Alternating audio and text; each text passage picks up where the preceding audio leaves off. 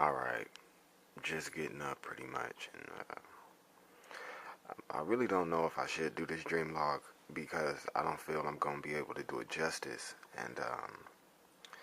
But the feelings in the dreams and how long one dream was crazy. Like, starting with the first one, it was basically like I've never seen the movie How to Train Your Dragon, but it felt like one of those Disney type movies, and it was about a dragon who has to go on this long ass quest. And I know I'm not gonna be able to do it justice because it's too damn long, and I don't think it's gonna sound that interesting hearing. But it's a dragon who you see his whole life basically, and as a young dragon, he kind of did stuff that was frowned upon. Like he had a bird homie, and dragons are not supposed to kick it with birds and all kind of shit. But he would play with his bird homie, and they play hide and seek, and they play all these chasing games and hiding games and racing games and caves and all this shit, which later he turned out to need in this big quest he had to go on.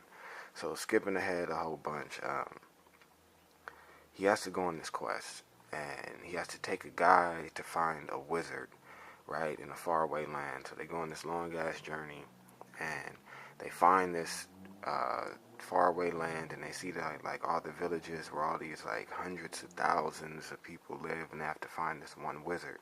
And from the sky, you could see like the blue wizard's cap and his like blue wizard robe. So they swooped down, and they found him. Um, the wizard, he kind of was like a human, I would say, but the people he was living with, all these fucking thousands, hundreds of thousands, if not millions of people, were like kind of alien, and they had a name like the Vulcanesian or something weird, but they they almost looked human. Like the girls were kind of cute, but then they kind of were weird and had weird things on their face that kind of pop out. And there's a whole backstory about one of the wizard's like main homies over there, how he likes a girl from another tribe, but the different tribes, like they're not supposed to mix and like each other or date, anything like that.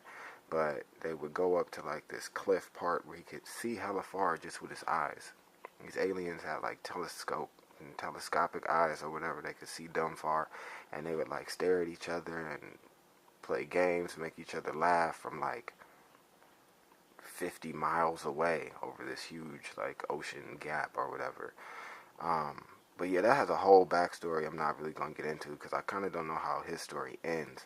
But anyway, the guy we take to meet the blue wizard, the wizard like puts him in this crazy machine that straps him down with these metal clamps, and it like turns him over and lifts him up, and like lightning comes down and hits him, and it somehow like changes the guy. But I kind of don't know what happens to that guy either. But the black dragon that I'm with, he has to continue his mission, and he has to find this like magical amulet type of egg looking thing. Um, and there's like a little girl with him for some reason, and I don't know. I get the sense that she's like kind of how like Aang was the airbender and he was like the kid, but she was younger than even Aang in the airbender, but somehow this little girl was important and she's riding on the black dragon's back. Anyway, they get to the cave that they think this magical egg is in or whatever, and it's guarded by this huge ass fucking red dragon. Like our black dragon has nothing on this red dragon. The red dragon's like at least 10 times bigger. But we swoop into the cave when we think the dragon is asleep. It wakes up, it starts chasing us and shit. And this is a huge ass cave. There's no caves like this on Earth. But we swoop around a corner, and so he can't see us for a second. And then our black dragon sees like this patch of black volcanic rock that he can blend in with. And so his training from with the bird and hide and go seek and all that stuff, it's paying off now. So he knows how to hide really good. He blends in with the black stuff. Like the girl gets under his wing or whatever, so she blends in too. And the red dragon flies over. And that keeps going on for a while. Like we're in the cave. we're tricking the red dragon and shit. We're hiding, we're ducking, we're dodging. We realize we don't think the egg is in here, so we got to jet out before we get roasted and whatever, caught by the red dragon. Um, but he's still on us after we leave the cave, and we flying over these green lands, and like, I don't know, it feels like Zelda or some kind of Disney movie. And we find this, it's like a tower, or it's like a pole. It's a pole sticking up, and if you can imagine, huge ass seedy floors that are just floating, like not touching the pole, but they're different levels on this pole. And what our dragon does is puts the girl on like one of the top discs, and the dragon wraps itself around the pole like he's just part of the pole design, because these discs are just floating, not touching the pole. And it works. The red dragon doesn't see us. He flies over, and then we're like, all right, let's go. And the little wizard girl or whatever, she finds the egg that we were looking for in the cave. It was on this fucking weird ass tower disc thing, and but she's like mesmerized by it. It's like Smeagol and the Lord of the Rings, and you know, my precious. She's like mesmerized by it. But anyway, she closes the box and then hop backs on the dragon. The red dragon starts coming back looking for us this way, so we gotta hide like behind this square brick thing. And she starts looking at the damn egg again, and she's not hiding right. And so the black dragon, he has to like get her attention, and he kind of like pulls her leg and like scratches her a little bit, you know, on accident. She's like, "Oh, you scratched me," blah blah. And he's like, "Well, I had to get your attention." And when he says attention, the red dragon's up in the sky talking about, "You think you can come into my kingdom and not get my attention?" And both the dragons say attention at the same time. The black dragon like, "See, we said attention at the same time. I had to get your attention. It's a sign." Um, anyway, she closed the damn box again, stopped being all fucking Smeagolified. Um, and the red dragon's gonna like fly over and be able to see us. So we have to like run around the rock, and then we decide we're gonna take off. We're gonna make a run for it now. And we're making a run for it. We dive in through all these different mountain like openings and things, and it's like the red dragon is about to catch us. And so instead of just banking through the different mountain passages again, we decide to go up over this huge ass mountain, right? No mountains this big on earth, not even fucking Everest.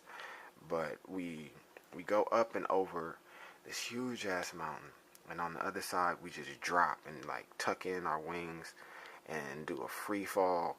And like right before the rocks and the water at the bottom, we bank, and so we're like going dumb fast as we're going over the water. And then like this Peter Pan character, I don't know how to describe him, kind of had the raggedy clothes or the old school clothes, and he can fly, and he's kind of like a teenager, so he's like a Peter Pan character to me.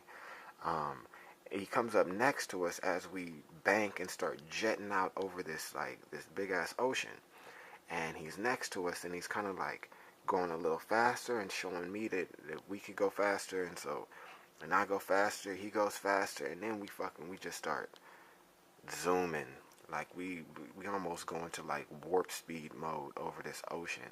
And just that feeling of flying. And there was a part where the dragon was like dragging his knuckle in the water.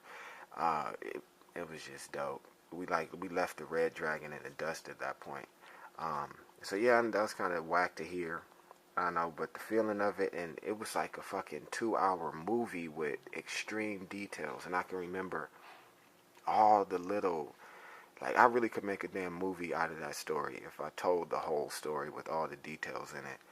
Um, and yeah, my other dreams were just weird. It was like one of my exes from like 8th grade that I was homies with all through high school and shit. We were in one of her apartments, and we were just holding each other and hugging, and it was just weird shit going on. Like her mom was there, and she'd just be watching us hugging as we're standing up, and like, oh, they like each other. And like as we would stand up and hug each other, like she would love to like try to make me get off balance, and then see me like rock back, and then both keep us balanced for some reason. She would just find that amusing and funny and stuff.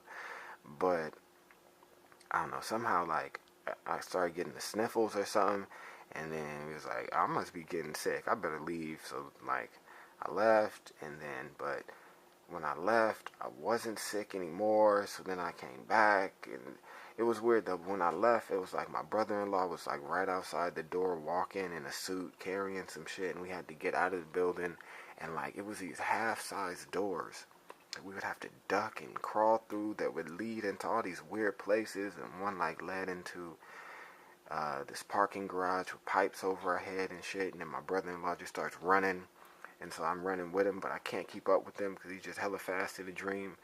And yeah, it's just all kind of other random little dreams. Like the apartments I lived in high school, like the street on the side had a hill, and I'm just like doing a wheelie on a bike up and down this street, but I can't really see in front of me because it's a gang of shit on the bike, and it's a weird ass bike. But I'm doing this crazy long ass wheelie and dodging cars and shit.